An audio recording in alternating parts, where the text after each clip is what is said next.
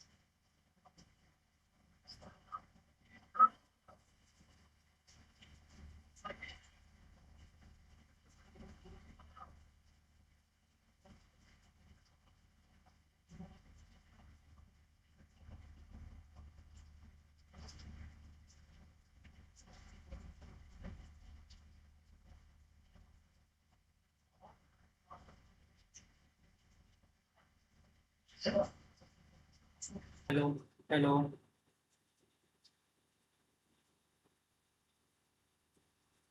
Hello. Hello. Hello.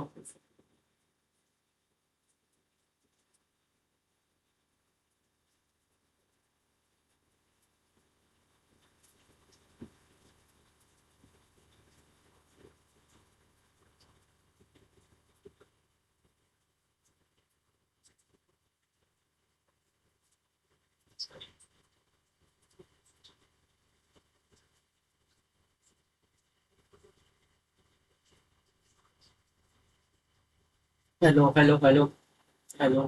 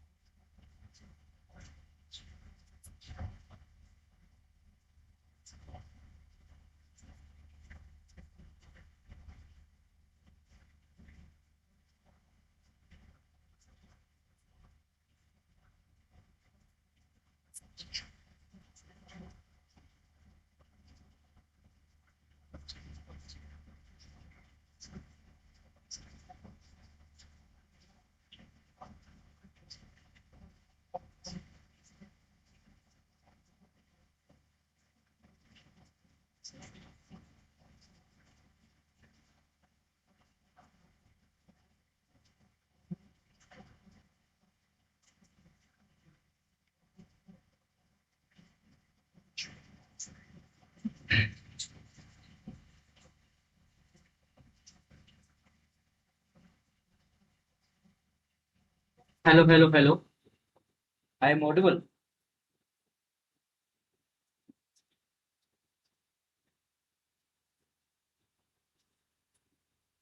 एक और बता दो मुझे।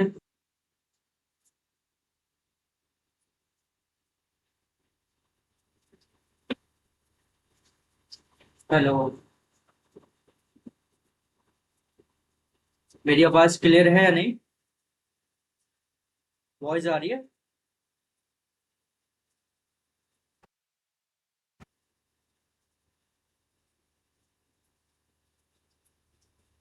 वॉइस आ रही है?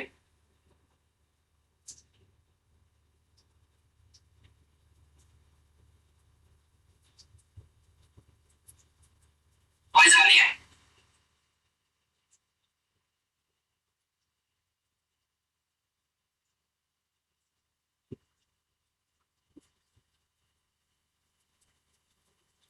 तो स्टार्ट करते हैं फिर, ठीक है।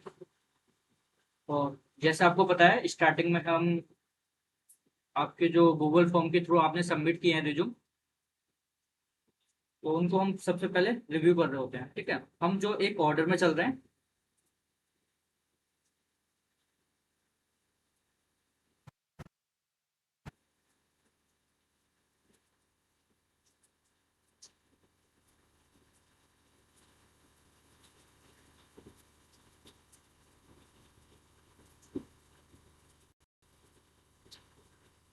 ठीक है, तो हम जो एक ऑर्डर में चल रहे हैं।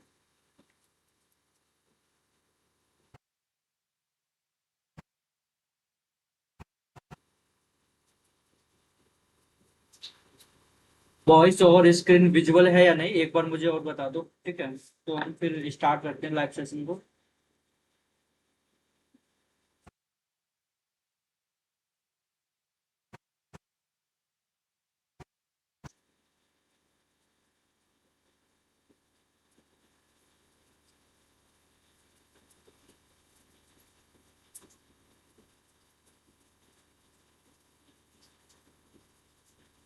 ठीक। तो जिनको भी रिज्यूम रिव्यू कराना है तो जो भी व्हाट्सएप ग्रुप में ज्वाइन हुए हो तो वहाँ पर गूगल फॉर्म शेयर किया जाता है, वहाँ से आप उस गूगल फॉर्म के थ्रू रिज्यूम को सबमिट कर सकते हो। और अगले दिन हम जो जितने भी एक ऑर्डर में रिज्यूम सबमिट हुए हैं उनको हम रिज्यूम रिव्यू हर लाइव सेशन में कर रहे होते हैं।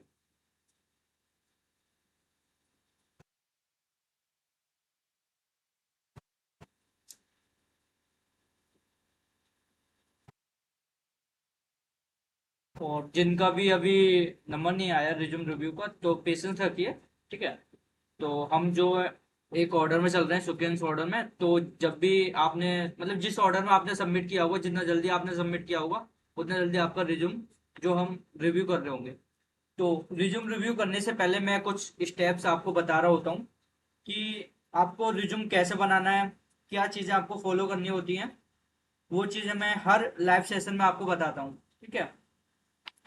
तो पहली चीज़ कि रिज्यूम बनाने से पहले आप एक अच्छा टेम्पलेट स्टार्ट करो, एक अच्छे टेम्पलेट के साथ, ठीक। जैसे आपने एक अच्छा टेम्पलेट यूज किया, ठीक है, एक टेम्पलेट हो गया। उसके बाद आप किस फॉर्मेटिंग में आप अपना रिज्यूम बना रहे हो, आप फॉर्मेट कौन सा यूज कर रहे हो, फॉर्मेटिंग आपने कौन सी यूज की है। फिर आपका जो टेक्स्ट फॉन्ट है, जो फॉन्ट आपने यूज किया टेक्स्ट का, वो कौन सा यूज किया आपने। और फिर ऑर्डर ऑफ हेडिंग, ठीक है, ऑर्डर ऑफ हेडिंग आपने किस टैब से अपने रिज्यूम में ऐड की है, ये काफी इंपॉर्टेंट है, ठीक है। और फिर पॉइंट हो सकता है कि आपका जो रिज्यूम है, आपने उस रिज्यूम में अपना कंटेंट किस टैब से यूज किया है। फिर नेक्स्ट आपका एटीएस क्या है। और फिर आपने अपने रिज्यूम में जो रिज्यूम की जो पीडीएफ है उसका नेम आपने किस टैब से एडिट किया है या रखा है, ठीक है। तो ये चीजें हैं। और किसी भी रिज्यूम को बनाने से पहले इन चीजों पर ध्यान रखा करो कि आपका टेम्पलेट कौन सा है, फॉर्मेटिंग आपने कौन सी यूज की है, और आपका फॉन्ट आप कौन सा यूज कर रहे हो टेक्स्ट का। ऑर्डर ऑफ हेडिंग जो कि मेन है, ठीक है, आपका ऑर्डर ऑफ हेडिंग आपके कंटेंट को डिसाइड करती है कि आपका कंटेंट किस टाइप से। और आपका college, education detail, project, technical skills, ये ऑर्डर ऑफ हेडिंग पर डिपेंड करता है। फिर उसके बाद आपने कंटेंट क्या यूज किया है, फिर आपका एटीएस कितना है, रिज्यूम की पीडीएफ का नेम आपने किस टाइप से रखा है। तो ये सब मैटर करता है एक अच्छे रिज्यूम बनाने के लिए। ये सब प्रॉपर तरीके से होगा तो हमारा एटीएस उतना ही इंक्रीज हो जाएगा, इतना ही ज्यादा होगा। तो इन चीजों पर फोकस क्या करो, ठीक है। तो स्टार्ट करते हैं हमारा आज के लाइव सेशन का पहला जो रिज्यूम है, ठीक है। तो जिन्होंने मतलब रिज्यूम अपने गूगल फॉर्म के थ्रू सबमिट कर दिया है तो उनका किसी ना किसी दिन नंबर आ जाएगा, तो पेशेंस रखिए। तो देखो, इन्होंने जो हेडर में अपना नेम तो लिख दिया, जस्ट इसके नीचे एक लोकेशन का होता है। हेडर का भी एक अपना फॉर्मेट होता है, ठीक है, एक अपना हेडर का एक फॉर्मेट होता है। तो आपका नेम हो गया, उसके बाद एक लोकेशन होगी, उसके बाद आप स्टार्टिंग में मोबाइल नंबर से स्टार्ट करोगे, फिर आपकी ईमेल हो गई, और फिर उसके बाद लिंक्डइन प्रोफाइल हो गई, फिर गिटहब हो गया। और अपने जो लीड कोड यदि आप ऐड करना चाह रहे हो या पोर्टफोलियो वेबसाइट आप अपना ऐड करना चाह रहे हो, तब उसके बाद आप ऐड कर सकते हो। तो इस टाइप का एक हेडर का भी एक अपना फॉर्मेट होता है। ऐसा नहीं कि कुछ भी आप बना रहे हो, ठीक है। तो आप एक हेडर के साथ अपने फॉर्मेट में ऐड कीजिए, ठीक है, अपने रिज्यूम में एक हेडर को अच्छे फॉर्मेट में ऐड कीजिए। तो उसके बाद नेक्स्ट आपका समरी होता है। और समरी में भी एक या 3 या 4 लाइन्स हम लिख रहे होते हैं, और जिसमें हम कुछ ना कुछ अपने वर्ड या स्किल्स को हाईलाइट करते हैं, ठीक है। तो यहाँ पर देखो इन्होंने काफी 4 लाइन यूज की हैं और कुछ भी हाईलाइट नहीं किया। हम ज्यादातर हम कोशिश करते हैं, ट्राई करते हैं कि हम अपने प्रोजेक्ट या टेक्निकल स्किल्स को हाईलाइट करें या अपने अचीवमेंट को हाईलाइट करें, क्योंकि समरी जो है वो आपके पूरे रिज्यूम को डिफाइन कर रही है। तो अपने समरी को इस टाइप से लिखो कि यदि किसी को आपका रिज्यूम को देखने की जरूरत ना हो, वो केवल आपके समरी को पढ़कर ही समझ जाए कि ये जो कैंडिडेट है वो किस प्रोफाइल के लिए है, ठीक है। तो अपनी जो समरी है उसमें हाईलाइट करो अपने चीजों को, अपने अचीवमेंट, प्रोजेक्ट, जो भी कुछ है, टेक्निकल स्किल्स वगैरह।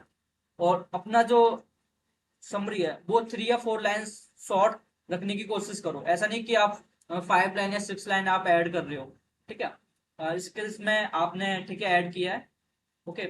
और उसके बाद अपने प्रोजेक्ट भी ऐड किया है, और प्रोजेक्ट में एक चीज आपने मिस कर दी। प्रोजेक्ट में हम एक टैग स्टैक 100% हमें यूज करना चाहिए, क्योंकि आप उस प्रोजेक्ट के इस प्रोजेक्ट में आप बता रहे होते हो कि आपने कौन कौन सी स्किल्स आपने यूज की हैं, ठीक है। तो टैग स्टैक के बिना ये प्रोजेक्ट पूरा अधूरा है। तो इसमें जो प्रोजेक्ट में आप एक बार टैग स्टैक को ऐड कर देना, ठीक है। जस्ट ए मिनट, एक मिनट।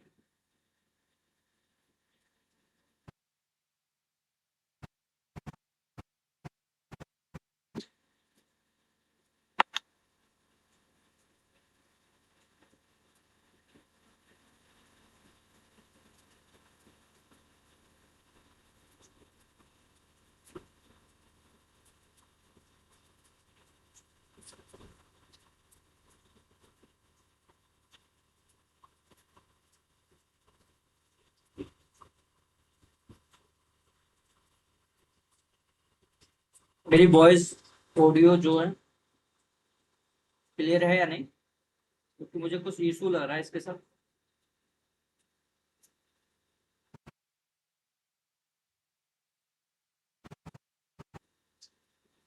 वॉइस आ रहा है मेरा क्लियर?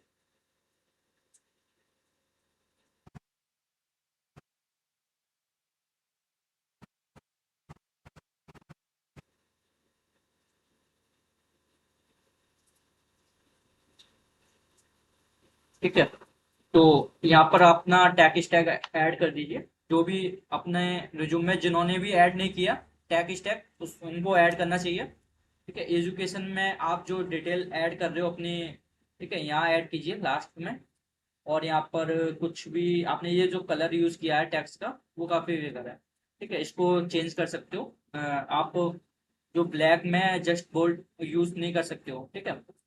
नीचे हाईलाइट में हाईलाइट आपको यूज ही नहीं करना। हाईलाइट की जगह आप अचीवमेंट सर्टिफिकेट सर्टिफिकेशन आप इस टाइप के हेडिंग को यूज करो, ठीक है। हाईलाइट को आपको यूज ही नहीं करनी है हेडिंग। तो इसमें काफी चेंजेस होने वाले हैं और फॉर्मेट भी काफी ठीक नहीं है, ठीक है। अब फॉर्मेट हो गया और ये जो कंटेंट आपने प्रॉपर तरीके से ऐड नहीं किया उसको एक बार देख लेना। नेक्स्ट हो गया आपका। और इन्होंने जो कॉलेज का नेम ही स्टार्टिंग में ऐड कर दिया विद लोगो के साथ, ठीक है। तो देखो, आपका जो रिज्यूम कहीं ऐसा तो नहीं है कि आपको on campus he company hiring कर रही है। आप ऑफ कैंपस यदि अप्लाई कर रहे हो, इस टाइप के रिज्यूम के साथ अप्लाई मत करना, ठीक है। आपका शॉर्टलिस्ट तो होगा ही नहीं।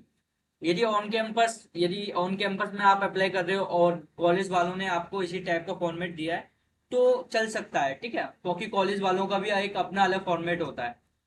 तो यहाँ पर ये हेडर भी काफी सही नहीं है। इसको आप चेंज कर सकते हो। आपने स्टार्टिंग में एजुकेशन डिटेल ऐड कर दी। तो मैंने कई बार बताया कि यदि आपका कॉलेज अच्छा है, टीयर 4 या टीयर 3 कॉलेज है, तो आपको एजुकेशन डिटेल अप पर नहीं मतलब सबसे पहले नहीं रखना है, ठीक है।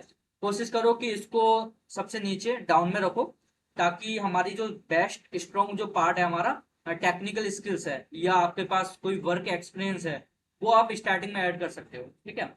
स्किल्स आपने यहाँ पर ऐड किए हैं और यहाँ पर आपने एक गैप दे दिया। यहाँ पर टेक्निकल स्किल्स वर्ड यूज करो और प्रोग्रामिंग लैंग्वेज या इस टाइप के हेडिंग में आप बोल्ड यूज करो इसमें, ठीक है। क्योंकि ये जो हेडिंग है और ये वाला जो कंटेंट है वो अलग है। और यहाँ पर आपने प्रोजेक्ट आपने ऐड किया है और यहाँ पर गिटअप वगैरह ऐड कर सकते हो। ये इस टाइप की चीजें नहीं चलेंगी। तो काफी चीजें हैं। और सेकंड चीज, यहाँ पर आपने सेकंड पेज यूज किया रिज्यूम का, वो तो आपको करना ही नहीं है जब तक आपके पास काफी वर्क एक्सपीरियंस नहीं है, ठीक है। आप फ्रेशर हो तो आपको वन पेज में ही कंटेंट को रखना है। और वन पेज में देखो कि पूरा जो कंटेंट है वो आ रहा है या नहीं, ऐड हो रहा है नहीं हो रहा। यदि नहीं हो पा रहा तो जो भी अनरिलेवेंट डिटेल्स हैं उनको आप रिमूव कर सकते हो, बट आपका पेज जो रिज्यूम का वो वन पेज से ज्यादा नहीं होना चाहिए। यदि कभी भी शॉर्टलिस्ट नहीं होगा, मैं आपको क्लियर बता रहा हूँ, आपका रिज्यूम सेकंड पेज में जा रहा है, 2 पेज का आपका रिज्यूम है, तो वो कभी भी रिज्यूम शॉर्टलिस्ट नहीं होगा, ठीक है।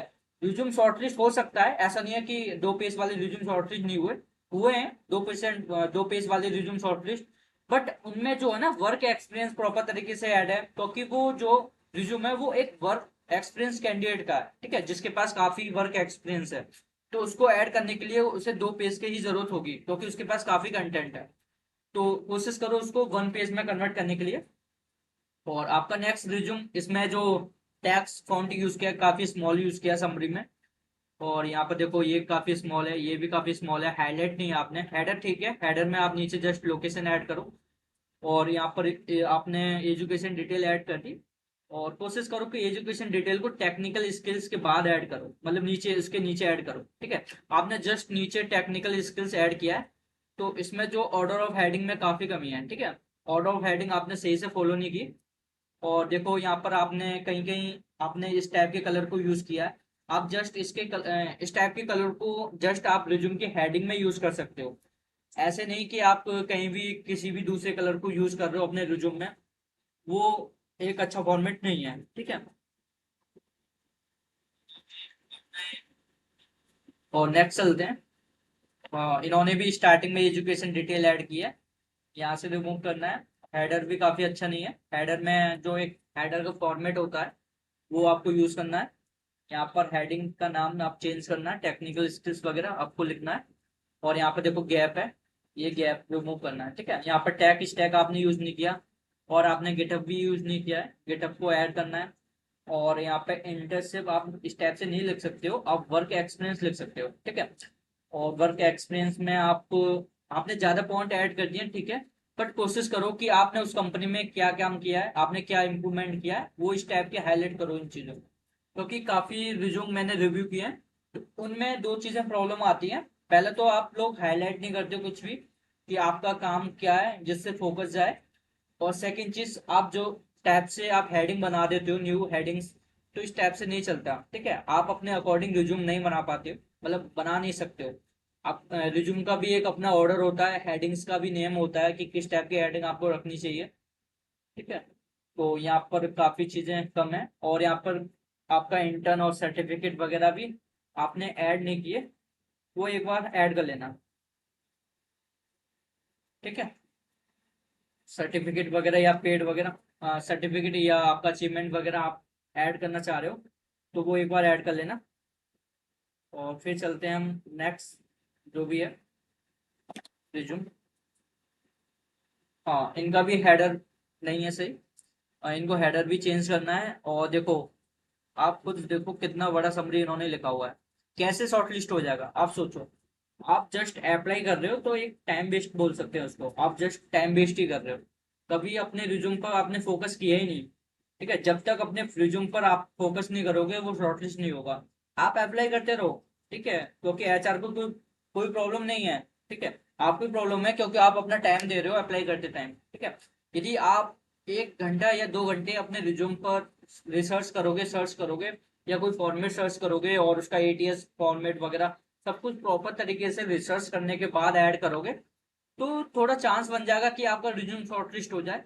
बट अब तो बिल्कुल भी नहीं है कि आपका रिज्यूम शॉर्टलिस्ट हो जाए, ठीक है। ये सब नेगेटिव रिज्यूम है जो कभी शॉर्टलिस्ट नहीं हो सकते, ठीक है। क्योंकि देखो इन्होंने समरी जो है काफी बड़ा ऐड किया है, कुछ हाईलाइट नहीं है।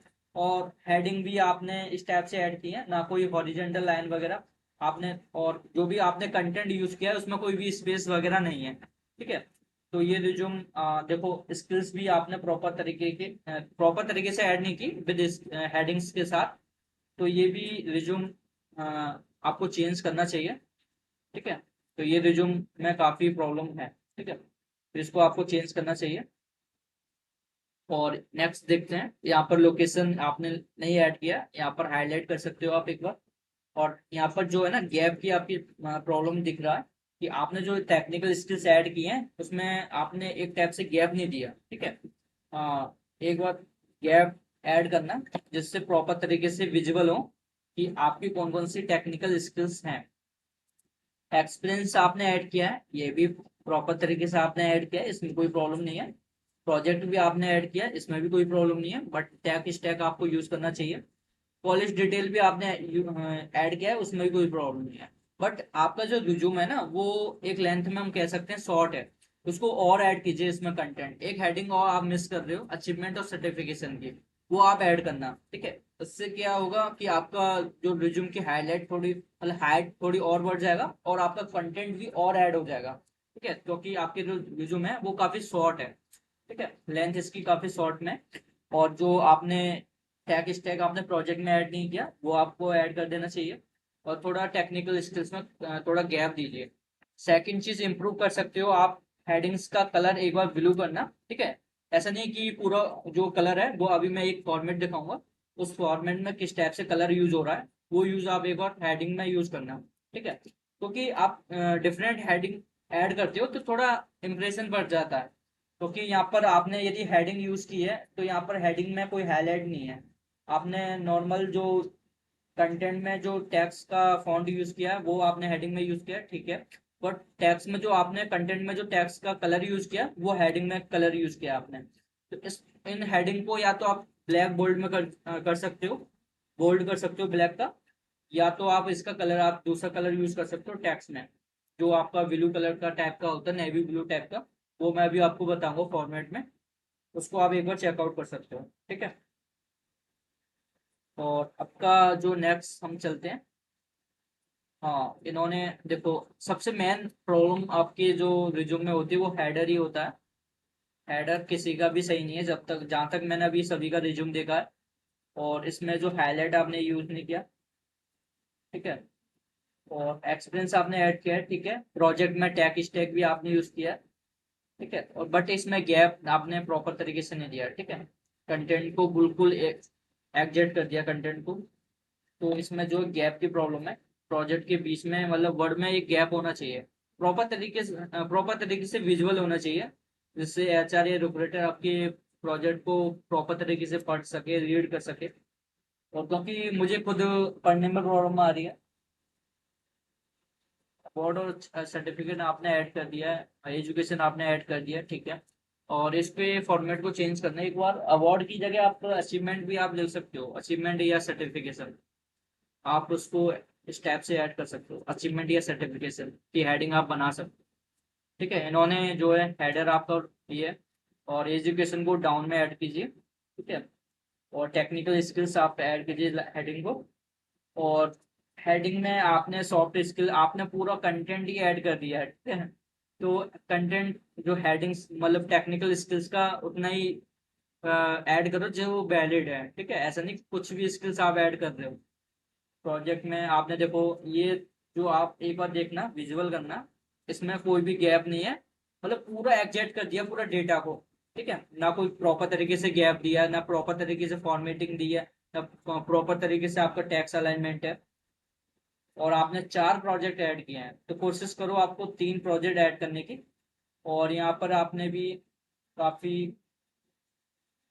चीजें चेंज करनी है आपको यहाँ पर। पूरा ये अचीवमेंट वगैरह का पूरा प्रॉपर तरीके से ही आपको ऐड करना है दोबारा से, ठीक है। अगेन आपको दोबारा से ऐड करना है इसको, सर्टिफिकेशन का जो लिंक है आप यहाँ ऐड कर सकते हो। और ये जो ब्लैक कलर में आपने बोल्ड किया है ना, वो थोड़ा काफी बेकार लग रहा है, ठीक है। इसको चेंज करना है। और सेकंड है आपका नेक्स्ट रीजन, आप इसके हेडर को चेंज कर सकते हो, क्योंकि इस टाइप के हेडर जो थे वो पहले चलते थे, ठीक है। और कॉलेज का जो ऑन कैंपस होता है उसमें भी इस टाइप के हेडर चलते हैं, वो आप चेंज कर सकते हो, ठीक है। और यहाँ पर स्किल्स, टेक्निकल स्किल्स हाईलाइट आपने किया नहीं है, ये आपने, आपके पास टेक्निकल स्किल्स की थोड़ी प्रॉब्लम है। और यहाँ पर वर्क एक्सपीरियंस आप तौर पे लिख सकते हो, यहाँ पर प्रॉपर तरीके से आपको ऐड करना ही चाहिए।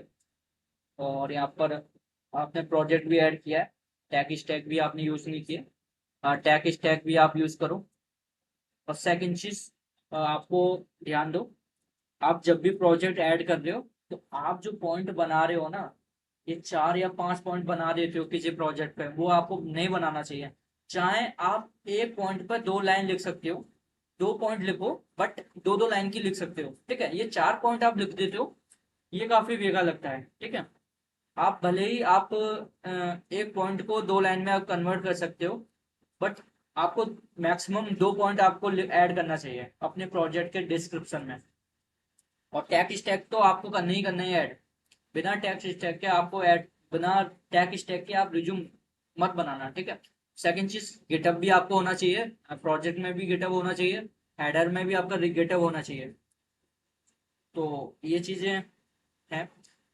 और नेक्स्ट हो गया आपका सर्टिफिकेट आपने ऐड किया है, आप इनकी जगह आप यहाँ पर लिंक ऐड कर सकते हो, वो ठीक हो रहेगा, ठीक है। आप डेट मत लिखो कि आपने कब इसको, मतलब जो है सी का है, बट आप इसमें जो है डेट आप लिख सकते हो, मतलब डेट नहीं, लिंक आप ऐड कर सकते हो। ठीक है, एजुकेशन को प्रॉपर तरीके से ऐड कीजिए। ये आपने ये उसी टैब से ऐड किया है। ये भी इनका भी हेडर है। ठीक है, इन्होंने एजुकेशन डिटेल को टॉप पे लिख दिया है। ये टेक्निकल स्किल्स भी नहीं है प्रॉपर तरीके से, मतलब पूरा टेम्पलेट ही आपका एक प्रॉपर तरीके से नहीं है। सर्टिफिकेट भी आपका अचीवमेंट नहीं है, इसके पूरे टेम्पलेट को और जो फॉर्मेटिंग है वो आपको चेंज करना चाहिए, और ये शॉर्टलिस्ट नहीं होगा। मैं सेकंड टाइम बता रहा हूँ आपको, आपने सेकंड टाइम शायद रिज्यूम दोबारा से सबमिट किया है। ठीक है। हाँ, अब देखो कैसे एक हेडर अच्छा होता है वो देखो। एक एग्जांपल इसका आप हेडर दे सकते हो। ठीक है, इनका हेडर जो है बिल्कुल प्रॉपर तरीके से वैलिड है और कोई प्रॉब्लम नहीं है। ठीक है, आप इन्होंने जो है अपना नेम भी लिखा है, एजुकेशन सॉरी लोकेशन भी इन्होंने ऐड की है नीचे, और अपना मोबाइल नंबर भी आपने इन्होंने ऐड किया है, ईमेल भी ऐड किया है, लिंक्डइन प्रोफाइल भी, गिटअप भी ऐड किया है। ठीक है, इनका हेडर में कोई प्रॉब्लम नहीं है, हेडर इन्होंने प्रॉपर तरीके से ऐड किया है।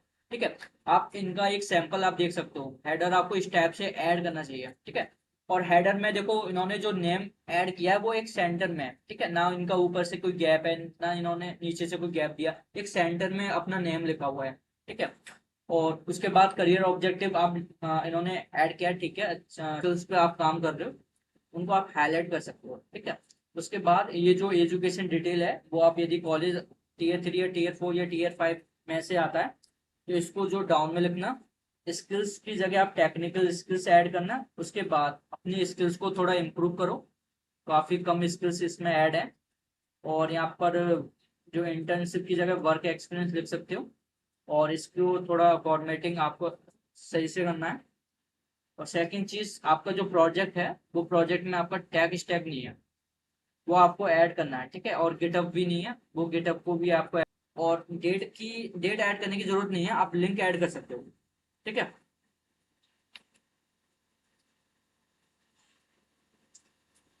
तो मेरी वॉइस क्लियर है या नहीं?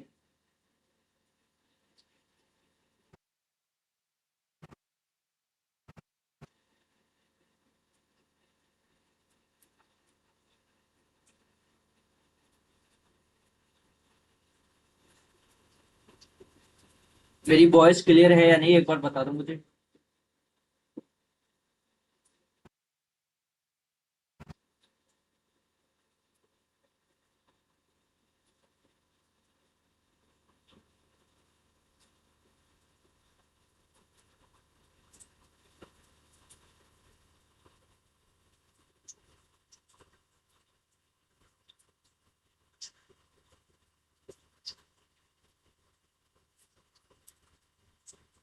I am audible?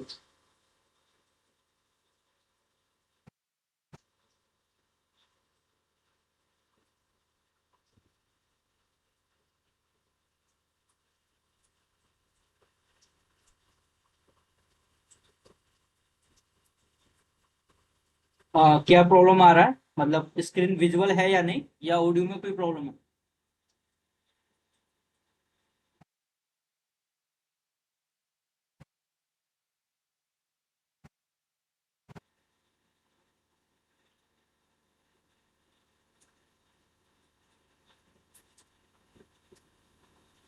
एक बार बताओ मुझे जल्दी से।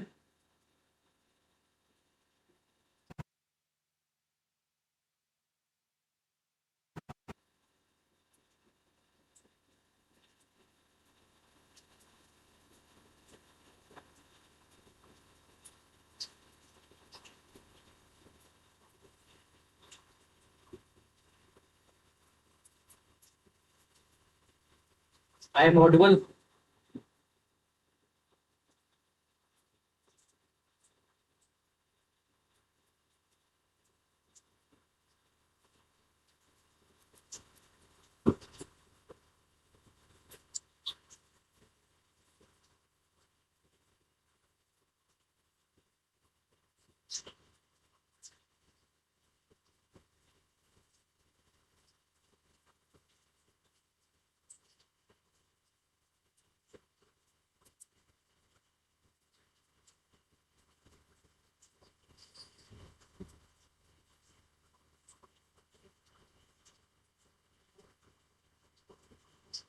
Okay okay. तो वो नेट इशू हो सकता है वो।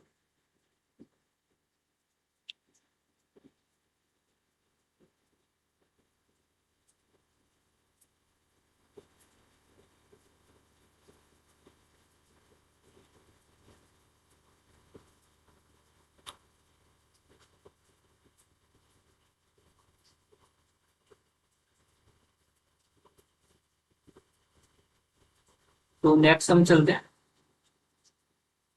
ठीक है।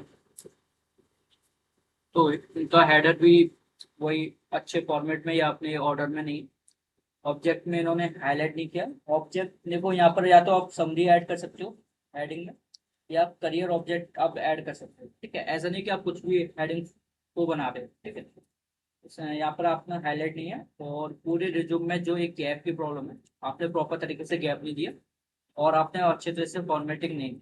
ठीक है, तो वो एक बार चेंज कर लेना।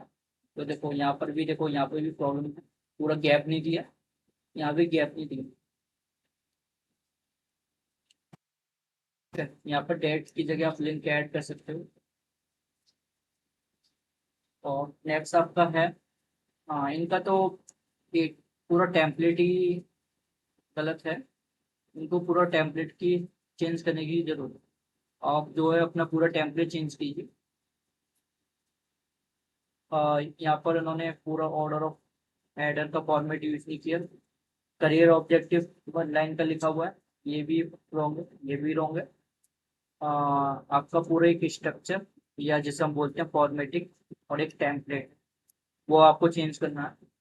ठीक है, जो आपने फॉर्मेट यूज किया है वो एक बार देख लेना। वन पेज का आपका रिज्यूम होना चाहिए, और वन पेज आपका रिज्यूम होना चाहिए, और एक जो आपने फॉर्मेट आपने यूज किया, देखो कुछ भी आप लिख रहे हो और यहाँ पे गैप है, यहाँ भी गैप आपने दिया हुआ है, तो एक फॉर्मेट आप अच्छे तरीके से बना सकते हो। आपका नेक्स्ट है आपका, यहाँ भी हेडर में प्रॉब्लम है, यहाँ भी हाईलाइट नहीं है, स्किल्स काफ़ी कम है, आपको और ऐड करना चाहिए। और यहाँ पर गेटअप की लिंक को आपको ऐड करना चाहिए। ठीक है, और यहाँ पर आपने टैग स्टैक आप नीचे नीचे लाइन से स्टार्ट कर सकते हो। ठीक है, और ये थोड़ी इसमें इशू है, एक टैक्स अलाइनमेंट का इशू है। देखो यहाँ आप ऑब्जेक्ट यूज कर रहे हो, ये इस टाइप से आपने पूरा लाइन गैप नहीं दिया, और एजुकेशन डिटेल को आप यहाँ से स्टार्ट करना चाहिए, लास्ट वाला हम जो ड्यूरेशन लिखते हैं, सर्टिफिकेशन ट्रेनिंग अचीवमेंट, तो एक टैक्स अलाइनमेंट आपको प्रॉपर तरीके से करना चाहिए। ठीक है, तो ये जो रिज्यूम है वो मैंने ऑलरेडी रिव्यू कर दिए। तो अब हम चलते हैं, एक प्रॉपर तरीके से रिज्यूम कैसे बना सकते हो उसका एक सैंपल हम देख लेते हैं, जो कि हर लाइव सेशन में हम आपको दिखाते हैं कि आपका एक रिज्यूम प्रॉपर तरीके से आप इस टाइप से बना सकते हो। ठीक है, जिसमें आपका एक टैक्स अलाइनमेंट भी प्रॉपर तरीके से, ऑर्डर ऑफ हेडिंग भी आपके प्रॉपर तरीके से ऐड है, और आपका जो गैप है, आपने जो टेक्स्ट में आप गैप नहीं लिखते हो, लाइन में आप गैप जो ऐड नहीं करते हो, वो एक बार देख लो यहाँ से, वो आपको एक एक्सपीरियंस मिल जाएगा कि आपने जो गैप यूज नहीं किया अपने रिज्यूम में।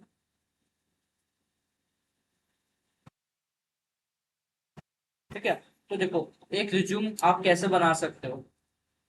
स्टार्टिंग में आपका नेम हो गया, नेम को देखो कि आपका जो नेम है वो सेंटर में है या नहीं। उसके बाद जस्ट आप लोकेशन ऐड कर सकते हो। उसके बाद आपका मोबाइल नंबर हो गया, आपका ईमेल हो गया, लिंक्डइन प्रोफाइल हो गई, और आपका गिटअप हो गया। इनका भी एक ऑर्डर है, आपको वो एक ऑर्डर में आपको ऐड करना है। उसके बाद आप यदि समरी ऐड कर रहे हो तो समरी की दो हेडिंग्स आप दे सकते हो। आप या तो समरी ऐड इस टाइप से ऐड कर दो, ठीक है, या आप करियर ऑब्जेक्ट आप ऐड कर सकते हो।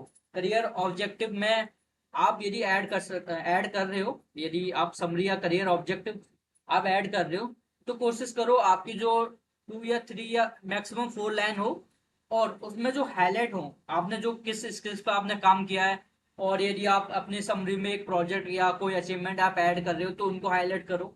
ठीक है, ताकि फोकस जाए उन चीज़ों पर। उसके बाद आप टेक्निकल स्किल्स आप ऐड कर सकते हो, या आप वर्क एक्सपीरियंस हेडिंग आप ऐड कर सकते हो। वो डिपेंड करता है कि आपका कॉलेज किस टाइप से है। ठीक है, एजुकेशन डिटेल वही स्टूडेंट जो ऐड करें जिसमें अब जो टीयर 1 या टीयर 2 कॉलेज से आते हैं, जैसे आपका कॉलेज आईआईटी है या एनआईटी है, तो आप प्रॉपर अपनी एजुकेशन डिटेल को ऐड कर सकते हो। ठीक है, यदि आपका टीयर 3 कॉलेज है या टीयर 4 कॉलेज है या टीयर 5 कॉलेज है, तो आप कोशिश करो कि आपकी जो कॉलेज डिटेल है वो लास्ट में ऐड करो। ठीक है, जैसे इन्होंने यहाँ पर ऐड की है, तो इनका जो कॉलेज है वो मीडियम है, मीडियम बोल सकते हैं, तो प्रॉपर तरीके से इन्होंने ऐड कर दिया है। और इनके पास एक वर्क एक्सपीरियंस भी है, वो भी इन्होंने टेक्निकल स्किल्स के बाद ऐड किया है। ठीक है, और जस्ट नीचे इन्होंने अपने प्रोजेक्ट भी ऐड किए हैं। तो देखो, प्रोजेक्ट जो आप पॉइंट में आप लिख देते हो 4 लाइन, वो आपको नहीं लिखना। आप जस्ट 1 लाइन को 2 लाइन बना सकते हो, 2 लाइन मतलब 2 पॉइंट को आप 1 लाइन बना सकते हो। तो जैसे यहाँ पे इन्होंने लिखा हुआ है, ठीक है, इन्होंने अपने रिज्यूम अपने प्रोजेक्ट के बारे में लिखा हुआ है, और प्रोजेक्ट के बारे में कौन सी स्किल्स इन्होंने ऐड की है वो यहाँ पर टैग स्टैक में इन्होंने ऐड किया है। ठीक है, तो टैग स्टैक आपको ऐड करना है, उसके साथ साथ आपको गिटअप भी ऐड करना है। कोशिश करो आप अपने रिज्यूम में गिटअप भी ऐड कर रहे हो। ठीक है, गिटअप तो ऐड ही करना है, क्योंकि यदि आप सॉफ्टवेयर इंजीनियर फील्ड में जा रहे हो और या सॉफ्टवेयर डेवलपर फील्ड में जा रहे हो, तो आपको गिटअप तो ऐड ही करना है। ठीक है, बिना गिटअप के आपका रिज्यूम तो शॉर्टलिस्ट होने की कम चांस है, और सेकंड चीज आपका एटीएस भी थोड़ा कम हो जाएगा। और नेक्स्ट आपका जो हेडिंग है आपके अचीवमेंट और सर्टिफिकेशन की है, इन्होंने देखो अपना अचीवमेंट इन्होंने प्रॉपर तरीके से ऐड किए हैं, फिर उसके बाद इन्होंने लिंक भी यहाँ पर ऐड किए। ठीक है, जस्ट आप इनका एटीएस स्कोर चेक करते हो तो 90+ एटीएस स्कोर होता है, और एटीएस स्कोर यहाँ से इंक्रीज भी हो सकता है, कुछ चेंजेस और बाकी है इसमें, और भी वो चेंजेस हो जाते हैं, तो ये 100% एटीएस स्कोर हो जाएगा इसका। ठीक है, तो एटीएस स्कोर जो आपकी दो चीजों पर डिपेंड करता है, ये चीजें कोई नहीं बताएगा, मैं आपको बता रहा हूँ, पूरा इंटरनल चीजें बता रहा हूँ। जो एटीएस स्कोर है वो दो चीजों पर डिपेंड करता है। एक तो आपने किस टाइप से कंटेंट का फॉर्मेटिंग आपने यूज किया है। ठीक है, फॉर्मेटिंग में आपका आ गया, फॉर्मेटिंग हो गया, और टैक्स अलाइनमेंट हो गया, और आपका टेम्पलेट आपने किस टाइप से यूज किया है। ठीक है, सेकंड चीज, आपने लिंक्स आपने ऐड किए हैं या नहीं। ठीक है, वो दो चीजें आपके प्रॉपर तरीके से ऐड हैं, तो आपका एटीएस स्कोर ऑटोमेटिक आपका इंक्रीज हो जाएगा, आपको कुछ करने की जरूरत नहीं है। ठीक है, आपको फोकस करना है फॉर्मेटिंग, टेम्पलेट और टैक्स अलाइनमेंट किस टाइप से आपने यूज किया। ठीक है, इन चीजों पर आप फोकस करो। उसके बाद आपको लिंक ऐड करना है, लिंक्डइन आपको ऐड करना है, फिर गिटअप भी ऐड करना है। आप यदि लीड कोड की प्रोफाइल ऐड करना चाह रहे हो वो भी ऐड कर सकते हो। पोर्टफोलियो आपको ऐड करना है, पोर्टफोलियो भी ऐड कर सकते हो। आप ऐड तो कर सकते हो, बट प्रॉपर तरीके से आपको ऐड करना है। ठीक है, जैसे हेडर में मैंने आपको यहाँ पर बताया था कि इन्होंने लिंक्डइन इस टैब से ऐड किया है, इसलिए इनका अभी 92+ एटीएस स्कोर जा रहा है। यदि आप ये जो इस टैब से ऐड कर दें, मतलब लिंक्डइन वर्ड जो वर्ड है उसमें ये हाइपर लिंक को ऐड कर दें, तो इनका और इम्प्रूव हो जाएगा एटीएस स्कोर। ठीक है, तो कुछ चीजें होती हैं जो एटीएस स्कोर को डाउन कर देती हैं, आपका फॉर्मेटिंग, टैक्स अलाइनमेंट और टेम्पलेट आप किस टाइप से यूज कर रहे हो, ये चीजें पूरा एटीएस को डाउन कर देती हैं। और मैक्सिमम कोशिश करो आपका जो एटीएस स्कोर 90 से 100 के बीच में होना चाहिए, यदि आप शॉर्टलिस्ट होना चाह रहे हो, क्योंकि कंपटीशन ज्यादा है और शॉर्टलिस्ट होने के कम चांस हैं। यदि आपके पास कोई वर्क एक्सपीरियंस नहीं है, टेक्निकल स्किल्स नहीं है, तो थोड़े कम चांस बन जाते हैं। ठीक है, चलो, शॉर्टलिस्ट होने के चांस तो बन जाएंगे बाद में, पहले अपने रिज्यूम को एचआर तक अच्छे तरीके से रिव्यू तो कराओ। ठीक है, क्योंकि पहले ही आपका एटीएस से ही आपका जो रिज्यूम है अनशॉर्टलिस्ट हो जाता है, तो उससे फायदा नहीं है। पहले अपने रिज्यूम को एचआर तक पहुंचाओ, फिर उसके बाद एचआर यदि आपका रिज्यूम देखता है, यदि प्रॉपर तरीके से आपने बनाया, तब आपका रिज्यूम जो है शॉर्टलिस्ट हो जाता है। ठीक है, तो कोशिश करो कि अपना रिज्यूम में एक भी चीजें एक भी जो ऑर्डर मैंने स्टार्टिंग में बताए थे वो मिस ना हो। ठीक है, दोबारा मैं आपको लिख रहा हूँ, वो एक बार नोट कर लेना अपना। ठीक है, क्या चीजें इंपॉर्टेंट होती हैं एक रिज्यूम के लिए। पहला आपका एटीएस, एक मिनट। ठीक है, पहला हो गया आपका टेम्पलेट, फिर आपका टैक्स फॉर्मेट, टैक्स अलाइनमेंट। देखो, ये अलाइनमेंट फॉर्मेटिंग क्या होती है, ये मैं अभी कोशिश कर रहा हूँ इस पर भी एक प्रॉपर तरीके से वीडियो में अपलोड करूँ रिज्यूम के लिए, उसमें आपको प्रॉपर तरीके से बताऊं कि टेम्पलेट क्या होता है, और फॉर्मेटिंग क्या होती है, अलाइनमेंट क्या होता है, और आपका जो कंटेंट है वो आपको कौन सा ऐड करना चाहिए, किस टाइप से आप अपने कीवर्ड को ऐड कर रहे हो। वो चीज़ें। और आपका फिफ्थ हो गया आपका ऑर्डर ऑफ हेडिंग, वो कब और कैसे यूज करनी चाहिए। और सिक्स हो गया आपका एटीएस स्कोर हो गया, ठीक है। और सेवेंथ में आप पीडीएफ नेम आप ऐड कर सकते हो, ठीक है। जो आपके रिज्यूम की पीडीएफ का नेम होता है, वो मैंने काफी स्टूडेंट का देखा है, वो जो भी मतलब वो डाउनलोड करते हैं कहीं से भी, जिस फॉर्मेट में वो डाउनलोड करते हैं उसी फॉर्मेट को वो यूज करते हैं। जैसे किसी का मैंने देखा है रिज्यूम टू पीडीएफ यहाँ पर लिखा होता है, किसी में इस टाइप से लिखा होता है आपका डाउनलोड रिज्यूम, इस टाइप से नेम होता है उस पीडीएफ का। तो एक बेस्ट आप इस टाइप से आप पीडीएफ का नेम मतलब ऐड कर सकते हो, वो देख लो एक बार। आपका जो नेम है, ठीक है, उसके बाद अंडरस्कोर हो गया, उसके बाद जिस रोल के लिए आप अप्लाई कर रहे हो, उसके बाद फिर अपना रिज्यूम हो गया, फिर डॉट पीडीएफ हो गया, ठीक है। और एक एग्जांपल हम देखें, जैसे किसी का नाम सोनू कुमार है, तो सोनू कुमार वो एचडी रोल के लिए अप्लाई कर रहा है, तो रिज्यूम डॉट पीडीएफ, ठीक है।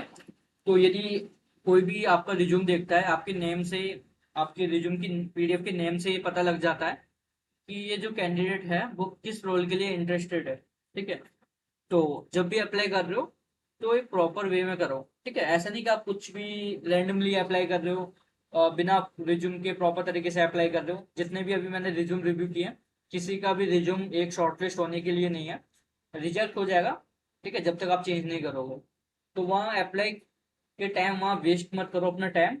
जो टाइम है वो अपना रिज्यूम को बनाने के लिए मतलब टाइम को वेस्ट करो, ठीक है। जितना अच्छा रिज्यूम आप बना देते हो, उतने अच्छे चांस हो जाते हैं आपके रिज्यूम के शॉर्टलिस्ट होने के। और अब जो आपके डाउट हैं वो एक बार पूछ लो, फिर हम इस सेशन को यहीं एंड करते हैं,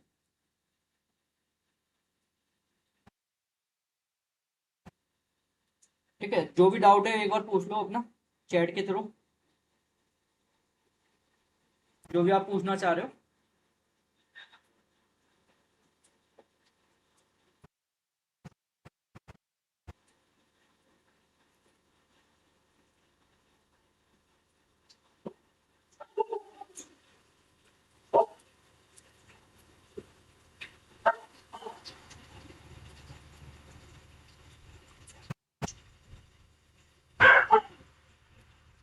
जल्दी लिखो जो भी अपना पूछना चाह रहे हो, नहीं तो फिर इसको हम एंड कर देते हैं, क्योंकि टाइम हो गया हमारा, यहीं तक हम रखते हैं, ठीक है। फिर कल भी इसी टाइम पे हम लाइव आते हैं, और फिर जितने भी रिज्यूम सबमिट हुए हैं उस गूगल फॉर्म में